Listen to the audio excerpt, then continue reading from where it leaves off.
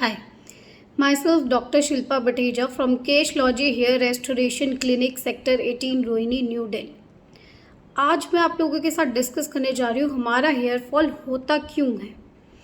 पहली बात, हम लोग जब भी हेयर फॉल होता है तो सोचते हैं कि कुछ शैम्पूज़ बदल लें, कुछ प्रोडक्ट्स लोशन ये लगा लें ताकि हमारा हेयर फॉल रुक जाए।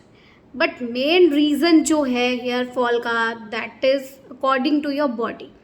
अगर आपकी बॉडी के अंदर किसी न्यूट्रिशन की कमी है, या फिर आप किसी डिजीज़ फैक्टर से जूझ रहे हैं, या फिर आप स्ट्रेस बहुत ज़्यादा लेते हैं, या फिर आजकल एक और रीज़न बहुत कॉमन है जैसे कि मेट्रोपॉलिटन सिटीज़ में पॉल्यूशन बहुत ज़्यादा है। दूसरा, पॉल्यूटेड वाटर की वजह से भी आपका हेयर फॉल बहुत होता है। अब सबसे पहले मैं जो मेन चीज़ लेना चाहती हूँ दैट इज़ न्यूट्रिशन। अगर आप किसी कारणवश डाइटिंग करते हैं या फिर आप न्यूट्रिशन प्रॉपर नहीं ले पाते, न्यूट्रिशन में बेसिकली हमें क्या क्या चीज़ें चाहिए। प्रोटीन डाइट हमें अच्छी चाहिए, मिनरल्स हमें पूरे चाहिए और वाइटामिन हमें पूरे चाहिए। वाइटामिन मिनरल्स जो हैं अगर हम पूरा करने बैठे थ्रू अपने आप सप्लीमेंट्स के थ्रू करने बैठे पूरा, तो आपको 3 से 6 महीने का टाइम इसको कंप्लीशन में लग जाता है। उसी जगह पे हम लोग कुछ इंजेक्शन फॉर्मुलेशन में भी दे देते हैं ताकि आपका हेयर फॉल जो है वो ईजिली जल्दी रुक सके। दूसरी चीज़, अगर आप किसी डिजीज़ फैक्टर में हैं जैसे कि थायराइड है, आपको डायबिटीज़ है, डायबिटीज़ में थायराइड में आपके बाल पतले हो जाते हैं, ड्राई हो जाते हैं, फ्रीजी बाल नज़र आते हैं, क्योंकि जो भी आपकी बॉडी के अंदर डेफिशिएंसी होगी ना वो आपको बालों में नज़र आएगी। बाल हमारी बॉडी का एक एसेंशियल ऑर्गन नहीं है, तो सबसे पहले जब हमारी बॉडी में न्यूट्रिशन की कमी होती है तो वो बालों से खींचती है बॉडी उसको। तो सबसे पहले जो इफ़ेक्ट हमें नज़र आता है वो हमें बालों में नज़र आना स्टार्ट हो जाता है। तो अगर आपके बाल थिन है, पतले हैं, तो पहले अपना न्यूट्रिशन को कंप्लीट करें। Minerals, vitamin, protein diet proper रखें, ठीक है। दूसरी चीज़ है कि अगर आपको कोई डिजीज़ फैक्टर है, जैसे आजकल कईयों को पता ही नहीं है कि वो डायबिटीज़ उनको हो गई है। कई लोग क्या है हमारे पास ट्रांसप्लांट के लिए आते हैं, तो उनका जब हम डोनर बैक साइड का एरिया जब देखते हैं तो उनमें बहुत पतले बाल होते हैं।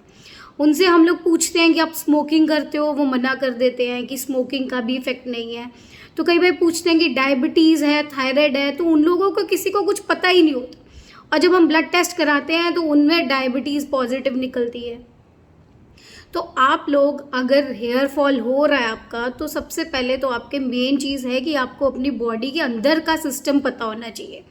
तीसरी चीज़, अगर आप में हार्मोनल इम्बैलेंसेस है या फीमेल्स में जैसे पीसीओडी के केसेस हो जाते हैं, तो उसमें क्या है फीमेल्स की बॉडी के अंदर मेल टेस्टोस्टेरोन हार्मोन पाया जाता है, टेस्टोस्टेरोन। तो टेस्टोस्टेरोन की वजह से क्या होता है कि फीमेल्स में बालों को ब्लड सर्कुलेशन नहीं मिल पाती, जिस वजह से उनका भी हेयर फॉल और हेयर थिनिंग होनी स्टार्ट हो जाती है। मेल में बेसिक रीज़न ओवर टेस्टोस्टेरोन की वजह से 90% पेशेंट्स जो हैं वो ओवर टेस्टोस्टेरोन की वजह से आते हैं हमारे पास हेयर फॉल के लिए। बाकी आप और चीज़ें देखो तो आपका किडनी का सीकेडी आजकल बहुत कॉमन हो गई है, किडनी के पेशेंट्स बहुत ज़्यादा बढ़ गए हैं, डायलिसिस पे बहुत पेशेंट आने लग गए हैं। तो डायलिसिस एक मेन कारण हो गया, उसमें भी बहुत थिनिंग, क्योंकि आपका न्यूट्रिशन जो है वो सारा ब्लड फिल्टर हो जाता है, तो उसमें प्रोटीन सारा आपका जो है फिल्ट्रेशन में चला जाता है। तो अगर आप प्रॉपर न्यूट्रिशन फॉलो नहीं करेंगे, अपना प्रोटीन डाइट फॉलो नहीं करेंगे, तो आपको बेसिकली हेयर प्रोडक्ट्स के ऊपर रिलाय नहीं करना है। पहले तो अपना बॉडी को स्टडी करें, आप अपना डॉक्टर के पास जाएं, पहले उनसे चेक करवाएं कि कोई आपका कोई बॉडी एलिमेंट तो नहीं है, क्योंकि सबसे पहले आपका इफ़ेक्ट इसी स्किन और हेयर दोनों ये चीज़ें दिखाती हैं अगर आपकी बॉडी के अंदर कोई न्यूट्रिशन की डेफिशिएंसी है, कोई डिजीज़ फैक्टर। आप लोग क्या करते हो, ये शैम्पू चेंज कर दो मैम, शैम्पू कौन सा यूज़ करें जिससे हमारा हेयर फॉल रुक जाए। ठीक है, शैम्पूज़ में आजकल हम लोग बायोटीन, कैफेन इसके शैम्पूज़ देने लग गए हैं थोड़ा हेयर फॉल कंट्रोल के लिए, but that is not the only thing. आपको बेसिकली पूरा बॉडी की आपका लीवर ठीक है, आपको कोई उसमें बिलिरुबिन का तो नहीं इंक्रीज़ है, कोई आपका किडनी में तो कोई इफेक्ट नहीं आया, आपका सीबीसी सब नॉर्मल है, विटामिन B12 ठीक है, विटामिन डी ठीक है, तो वाइटामिन्स की डेफिशिएंसी हो गई, न्यूट्रिशन की डेफिशिएंसी, मिनरल, माइक्रो न्यूट्रिएंट्स, ये सब चीज़ें बहुत इंपॉर्टेंट है। और स्ट्रेस फैक्टर, आजकल बच्चे छोटी छोटी बातों पे स्ट्रेस लेने लग गए हैं। तो आजकल हमारे पास एज ग्रुप जो है 20s के बच्चे आने लग गए हैं, जिनमें हेयर फॉल इतना ज़्यादा है कि 21 तक वो फुल अपना हेड खाली लेके आते हैं कि उनके पास सिर्फ डोनर एरिया बचा होता है। यहाँ पे ग्रेड 6 के पेशेंट आने लग गए हैं हेयर ट्रांसप्लांट के।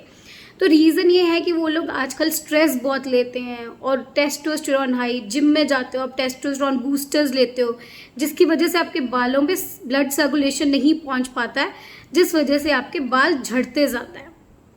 तो कोई भी ट्रीटमेंट लेने से पहले देखिए, बेसिकली आजकल लोशंस भी इस तरीके से आते हैं जो ब्लड सर्कुलेशन को बढ़ाते हैं, बट हमेशा क्वालिफाइड डॉक्टर्स के पास जाइए ताकि वो आपको मिनॉक्सिडिल देना है नहीं देना है उसके साइड इफ़ेक्ट्स देके।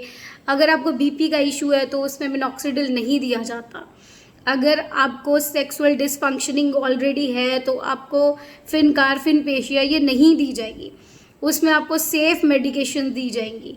ठीक है, तो ये सारी चीज़ें डॉक्टर के साथ डिस्कस करके आप शुरू करें। ये नहीं कि आपने कोई भी एडवर्टीजमेंट्स देख ली, चलो ये ऑर्डर कर दो, ये प्रोडक्ट ऑर्डर कर लिया और उसको यूज़ करने लग गए। इस तरीके से नहीं, अपना पहले पूरा बॉडी का अपना केस हिस्ट्री दीजिए आप जाके डॉक्टर को, फिर आप उसमें स्टडी करिए कि आपका कोई माइक्रो न्यूट्रिएंट्स कमी तो नहीं है, प्रोटीन डाइट प्रॉपर फॉलो कर रहे हो, सब आपका विटामिन्स की डेफिशिएंसी तो नहीं है, आपको कोई डिजीज़ फैक्टर हो गया, कोई आपका हार्मोन्स का इम्बैलेंस, कोई जेनेटिक फैक्टर्स हैं, तो जेनेटिक फैक्टर्स के बाद आपका क्या चीज़ है उसमें ट्रीटमेंट कर सकते हैं। पहले हेयर फॉल होता है, अगर न्यूट्रिशन कंप्लीट हो जाता है तो आपका हेयर फॉल रुक जाता है। फिर अगर आप उसमें नहीं प्रॉपर हो पाता तो हम लोग फिर पीआरपी ट्रीटमेंट जीएफसी करते हैं। अगर आप उससे भी जेनेटिकली उससे भी निकल चुके हैं तो फिर हम हेयर ट्रांसप्लांट करते हैं। तो ये सारी चीज़ें स्टेप वाइज फॉलो की जाती हैं अंडर डॉक्टर की गाइडेंस की। तो प्लीज़ मेरी इस इंफॉर्मेशनल वीडियो को आप शेयर कीजिए, और अगर आपको वीडियो अच्छी लगी हो तो प्लीज़ लाइक कीजिए, सब्सक्राइब कीजिए चैनल डॉक्टर शिल्पा ब्लॉग को और इन्फॉर्मेशनल वीडियोज़ देखने के लिए। Thank you so much.